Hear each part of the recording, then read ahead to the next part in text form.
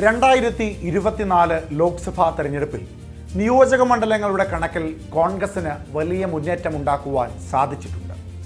പക്ഷേ കേരള സർക്കാരുകളുടെ ഭരണവിരുദ്ധ വികാരം വോട്ടായി മാറുമെന്ന പ്രതീക്ഷ കോൺഗ്രസിന് വേണ്ട. അതിന് കോൺഗ്രസ് ഇനിയും ഒരു 5 കടമ്പകൾ കൂടി കടക്കേണ്ടതായുണ്ട്.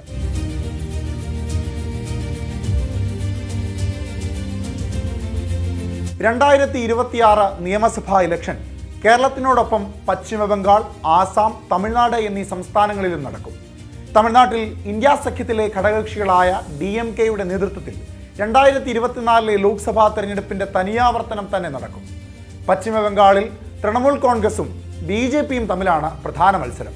ഇന്ത്യ സഖ്യം നയിക്കുന്ന കോൺഗ്രസും ഒപ്പം CPMുമായുള്ള സഖ്യമാണ് മൂന്നാം മുന്നണിയായി മത്സരിക്കുന്നത്.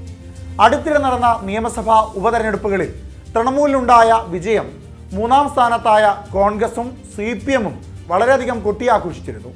2026 ഒരു ഇന്ത്യ സഖ്യ പരീക്ഷണത്തിന് മമതാ ബാനർജി തയ്യാറാകുമോ എന്നത് കോൺഗ്രസിന്റെ ആദ്യത്തെ ദേശീയ കടമ്പയാണ്. തമിഴ്നാട്ടിൽ DMK ഇന്ത്യ സഖ്യത്തിലെ കോൺഗ്രസ് അടക്കമുള്ള ഘടകകക്ഷികൾക്ക് മന്ത്രിസഭയിൽ സ്ഥാനം നൽകുന്നു. ദ്രാവിഡ കക്ഷികൾക്ക് 1967 മുതലുള്ള ദേശീയ കക്ഷികളെ സർക്കാരിൽ ചേർത്തിരുന്നില്ല എന്ന ശീലം DMKയും തുടർന്നാൽ ദേശീയ സഖ്യത്തിന് അത് മറ്റൊരു കടമ്പയാണ്. 1977 ശേഷം ബംഗാളിലും 1967 ശേഷം തമിഴ്നാട്ടിലും 2014 മുതൽ കേരളത്തിലും അധികാരത്തിൽ നിന്ന് പുറത്താണ് കോൺഗ്രസ്. കേന്ദ്രത്തിൽ ഇന്ത്യയുടെ ഭരണം സുഗമമായി നരേന്ദ്രമോദി കൊണ്ടുപോയാൽ 2029 കോൺഗ്രസിന് ഇനിയൊരു അവസരം ലഭിക്കും. അതുവരെ പ്രതിപക്ഷ ഇന്ത്യ സഖ്യം പൊളിയാതെ നിലനിർത്തുന്നതിലാണ് 2029 വരെ നടക്കുവാൻ പോകുന്ന നിയമസഭാ തെരഞ്ഞെടുപ്പുകളിൽ നിർണായകമാകുന്നത്. കേരളത്തിലെ തെരഞ്ഞെടുപ്പിലും കോൺഗ്രസിന് കടമ്പകളുണ്ട്. കമ്മ്യൂണിസ്റ്റ് പാർട്ടിയോടുള്ള വിരുദ്ധതയാണ് കോൺഗ്രസിന്റെ ഏറ്റവും പ്രധാനപ്പെട്ട വോട്ട് ബാങ്ക്. പക്ഷേ ആ വോട്ട് ബാങ്കിൽ BJP വലിയ വിള്ളൽ അവസാന നിമിഷം ഉണ്ടാക്കിയിരിക്കുകയാണ്. കമ്മ്യൂണിസ്റ്റ് വിരുദ്ധതയോടൊപ്പം ന്യൂനപക്ഷങ്ങളിലെ ഏറ്റവും പ്രധാനപ്പെട്ട ക്രിസ്തീയ വോട്ടുകൾ കൂടി സ്വരൂപിക്കുവാൻ തുടങ്ങിയതോടെ BJP ശക്തമാകുന്നു. അത് തിരിച്ചടിയാകുന്നത് കോൺഗ്രസിന്. ഒരു കാലത്ത് കോൺഗ്രസിന്റെ മുതൽക്കൂട്ടായിരുന്ന മുന്നോക്ക സമുദായങ്ങൾ കേരള പിറവിക്ക് ശേഷം ആദ്യം വോട്ട് ചെയ്തത് കമ്മ്യൂണിസ്റ്റ് പാർട്ടിക്കായിരുന്നു. വിമോചന സമരത്തിലൂടെ പൂർണ്ണമായിട്ടല്ലെങ്കിലും ആ ബന്ധം കുറഞ്ഞു. പിന്നീട് മഹാഭൂരിപക്ഷം വരുന്ന ഹൈന്ദവ സമുദായത്തിൽപ്പെട്ട വോട്ടർമാർ കോൺഗ്രസിന്റെ കുത്തക വോട്ട് ബാങ്കായി മാറി. K. കരുണാകരനും പിന്നീട് വന്ന ഉമ്മൻചാണ്ടിക്കും AK ആന്റണിക്കും അത് അങ്ങനെ മോശമല്ലാത്ത തരത്തിൽ മുൻപോട്ട് കൊണ്ടുപോകുവാൻ സാധിച്ചു. പിന്നീട് തുടർച്ചയായി 10 വർഷം അധികാരത്തിൽ എത്താൻ കഴിയാതെ പോയ കോൺഗ്രസിന് നഷ്ടമായതും ആ വലിയ കുത്തക വോട്ട് തന്നെയാണ്. ഈ അടിയൊഴുക്കിൽ കൂടുതൽ ലാഭം ഉണ്ടായതാകട്ടെ BJPക്കും. പിന്നീടുള്ളത് പ്രബലമായ ഈഴവ സമുദായമാണ്. R. ശങ്കറിന് ശേഷം അത്തരമൊരു പ്രബലനായ കണ്ണി ഈഴവ സമുദായത്തിൽ നിന്ന് കോൺഗ്രസിന് ലഭിച്ചിട്ടില്ല. മുസ്ലിം പ്രീണനത്തിന്റെ പേരിൽ ഹിന്ദു സമുദായത്തിലെ വലിയൊരു വിഭാഗം BJPയുടെ രാഷ്ട്രീയ സൗഹൃദത്തിലും അടുപ്പത്തിലുമാണ് ഇപ്പോഴുള്ളത്. അത് കോൺഗ്രസിനും കമ്മ്യൂണിസ്റ്റ് പക്ഷത്തിനും ഭീഷണിയാകുന്നതുമാണ്.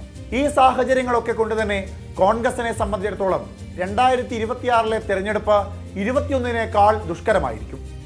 70 വയസ്സ് തികഞ്ഞു നിൽക്കുന്ന കേരളത്തിൽ കോൺഗ്രസിനെ ഇപ്പോൾ നോക്കി നടത്തുന്നത് 7ാം തലമുറയാണ്. ആ തലമുറയുടെ യോഗ്യതയും കഴിവുമൊക്കെ തീരുമാനിക്കേണ്ടത് ഇനി വരുന്ന തെരഞ്ഞെടുപ്പുകളിൽ ജനങ്ങളാണ്. ഇതിനോടൊപ്പം തന്നെ വരാൻ പോകുന്ന നിയമസഭാ തെരഞ്ഞെടുപ്പിൽ കോൺഗ്രസിന്റെ മുഖ്യമന്ത്രി സ്ഥാനാർത്ഥി ആരാണ് എന്നറിയാൻ പാർട്ടിക്കുള്ളിലും പുറത്തും പ്രവർത്തകർക്കും നേതാക്കന്മാർക്കും ആഗ്രഹം ഏറെയാണ്. ആ മുഖ്യമന്ത്രി സ്ഥാനാർത്ഥിയെ അടിസ്ഥാനപ്പെടുത്തിയായിരിക്കും കേരളത്തിലെ കോൺഗ്രസിന്റെ ഭാവി. അതുതന്നെയായിരിക്കും കോൺഗ്രസിന്റെ രാഷ്ട്രീയത്തിലെ പ്രധാന തലവരയായി മാറുന്നതും. LDFന് സ്വന്തം തെറ്റുകൾ തിരുത്തി പൂർവാധികം ശക്തിയോടുകൂടി വരുവാൻ ഇനിയും 2 വർഷം കൂടി ഉണ്ട് എന്ന ബോധ്യം കൂടി കോൺഗ്രസിന് ഉണ്ടാവണം. 1ാം പിണറായി സർക്കാരും ഇത്തരത്തിൽ നിരവധി കുത്തുവാക്കുകൾ കേട്ടിരുന്നതാണ്. ഒടുവിൽ പക്ഷേ കിറ്റും മറ്റ് ധനസഹായങ്ങളും നൽകി 2ാമതും അധികാരത്തിലെത്തി. അതുകൊണ്ട് ഇടതുപക്ഷ സർക്കാരിനെ ദുർബലമായി കാണേണ്ട ആവശ്യമില്ല. ഭരണവിരുദ്ധ വികാരം ലഘൂകരിക്കുവാൻ ഈ 2 കൊല്ലം തന്നെ അവർക്ക് ധാരാളമാണ്. മുസ്ലിം വോട്ട് ലോക്സഭയിലെ പോലെ അടങ്കലായി കോൺഗ്രസിന് പ്രതീക്ഷിക്കേണ്ട. ഇടതുപക്ഷം മുസ്ലിം വോട്ടുകളിൽ വലിയ സ്വാധീനം നിയമസഭാ തിരഞ്ഞെടുപ്പിൽ ഉണ്ടാക്കും. അത് പ്രധാനപ്പെട്ട ഒരു കടമ്പ തന്നെയാണ് കോൺഗ്രസിന്. ക്രിസ്തീയ വോട്ടുകളാകട്ടെ 3 മുന്നണികൾക്കും വിഘടിച്ച് പോവുകയും ചെയ്യും. 2026 നിയമസഭാ തെരഞ്ഞെടുപ്പ് കൂടി പരാജയപ്പെട്ടാൽ പിന്നെ കോൺഗ്രസിന് പ്രതീക്ഷ കുറവാണ് എന്ന് തന്നെ പറയാം. ഇനി അത്തരത്തിൽ എന്തെങ്കിലും സംഭവിച്ചാൽ പിന്നെ കോൺഗ്രസിന് ഒരു മാർഗമേ ഉള്ളൂ. ഉമ്മൻചാണ്ടി ഓർമ്മിപ്പിക്കുന്നത് പോലെ കരുതൽ തദ്ദേശ സ്വയംഭരണ തെരഞ്ഞെടുപ്പ് മുതൽ തന്നെ ഉണ്ടാക്കിയാൽ അനുകൂല ഫലം പ്രതീക്ഷിക്കാം.